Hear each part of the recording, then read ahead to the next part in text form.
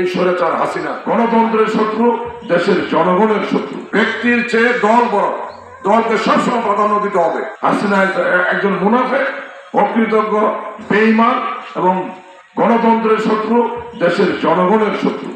কারণ হাসিনা জিয়াউর রহমানের সেই যে ভালো মন মানসিকতা, যে উদার মন মানসিকতা, সেটাকে তিনি দুর্বলতা হিসেবে কাজে লাগিয়ে পরবর্তী সময়ে তিনি জিয়াউর রহমানের বিরুদ্ধেও ষড়যন্ত্র করেছিলেন।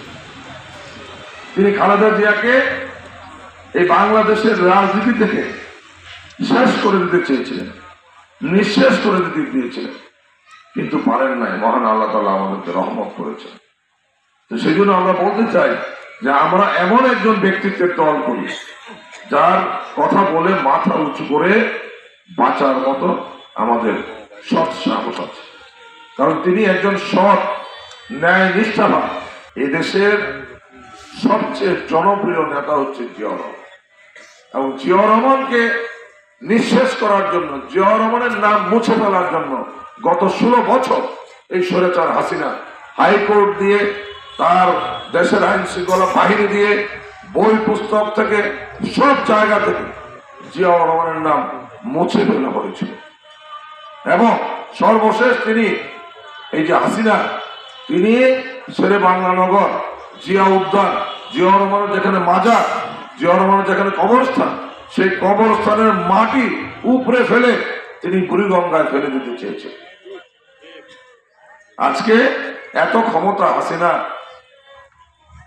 কই ক্ষমতা, কোথায় এত অহংকার, দম্ভ? তার পুলিশ বাহিনী, বিজিবি, র্যাব, আইন শৃঙ্খলা বাহিনী, তিনি এই সকল বাহিনী দিয়ে আমাদের নেতাকর্মীদেরকে তিনি গুম করেছেন, খুন করেছেন। তিনি মামলা দিয়েছেন, গায়েবী মামলা দিয়েছেন, রিমান্ডে নিয়েছেন, হামলা করেছেন, আমাদের নেতাকর্মীদেরকে তিনি পঙ্গু করেছেন। সেই জন্য আমরা বলতে চাই যে আজকে আমরা যা দল করি তার কাছে কৃতজ্ঞ থাকতে হবে। শহীদ রাষ্ট্রপতি জিয়াউর রহমান, এই নামটার উপর কৃতজ্ঞতা জ্ঞাপন করতে হবে বিএনপি নেতাকর্মীদের, যে এই লোকটা যদি এই দলটা তৈরি না করতো, আজকে বাংলাদেশে আওয়ামী লীগের অপকর্মের বিরুদ্ধে কথা বলার কোনো কারো সুযোগ থাকতো না। আজকে অনেক রাজনৈতিক দল 5 আগস্টের পরে তারা আওয়ামী লীগকে ক্ষমা করে দিয়েছিল। আমরা বলতে চাই যে দাতা হাতেম তাই হয়ে গিয়েছে। বিএনপি না থাকলে না আপনাদের পিঠের চামড়া থাকতো না। আওয়ামী লীগ আপনাদেরকে একদম ভেনিশ করে দিত। সেই জন্য আমরা বলতে চাই যে বিএনপি একমাত্র দল যারা অন্যায়ের প্রতিবাদ করে, বিএনপি একমাত্র দল যারা অত্যাচারের বিরুদ্ধে প্রতিরোধ করে দাঁড়ায়, তারা রাজপথে দাঁড়ায়। আজকে অনেক কথা আসে, আমরা সেই সকল কথা আমরা জবাব দিতে চাই না। আমরা আমাদের নেতা যারা তারেক রহমান এবং আমাদের এই দলের প্রতিষ্ঠাতা শহীদ রাষ্ট্রপতি জিয়াউর রহমান, তারা বহুদলীয় গণতন্ত্রে বিশ্বাস করে। আমরা সকল রাজনৈতিক দলকে নিয়ে আমরা দেশের এই পরিচালনার কাজ আমরা করতে চাই। যদি জনগণ আমাদেরকে সমর্থন দেয়, জনগণ আমাদেরকে ভালোবাসে, জনগণ আমাদেরকে দায়িত্ব দেয়, সেইভাবে আমরা জোর করে কোনোদিনও ক্ষমতা দখলের চিন্তা করি না। হাসিনা বলেছিল যে তারেক রহমান আন্দোলন করে ক্ষমতায় যাওয়ার জন্য। আজকে প্রমাণিত হয়েছে হাসিনা মিথ্যাবাদী। কারণ আজকে 5 আগস্টের এই গণ অভ্যুত্থানের পরে আজকে অন্তর্বর্তীকালীন সরকার ক্ষমতায় রয়েছে। আমি বিএনপি নেতাকর্মী ভাইদেরকে বলবো যে জিয়াউর রহমান একজন আদর্শ ব্যক্তিত্ব, জিয়াউর রহমান একজন ন্যায়পরায়ণ ব্যক্তিত্ব, জিয়াউর রহমান একজন সৎ ব্যক্তিত্ব। জিয়াউর রহমানের আদর্শে নিজেদের জীবনকে গড়তে হবে।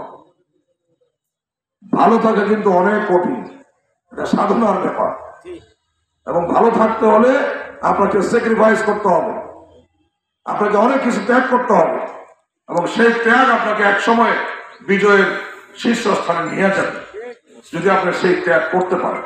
তো সেই জন্য আমি আপনাদেরকে বলতে চাই যে দল করবেন, দলকে ভালোবাসবেন। দলের নেতা জিয়াউর রহমান, দলের নেত্রী বেগম খালেদা জিয়া, আমাদের বিএনপির ভারপ্রাপ্ত চেয়ারম্যান তারেক রহমান, তাদেরকে আমরা ভালোবাসি, কিন্তু দল করবেন আদর্শিকভাবে। দল সবচেয়ে বড়, ব্যক্তির চেয়ে দল বড়। দলকে সবসময় প্রাধান্য দিতে হবে। ব্যক্তির আদর্শ, স্বার্থ, লোভ, লালসা সব বাদ দিতে হবে। আপনাকে দলের আদর্শে, দলকে প্রাধান্য দিয়ে সেই দলকে ভালোবেসে এবং জনগণকে ভালোবেসে এই দলের রাজনীতি করতে হবে। যারা আজকে 5 আগস্টের পরে আপনারা এই যে বিভিন্ন ধান্দাবাজি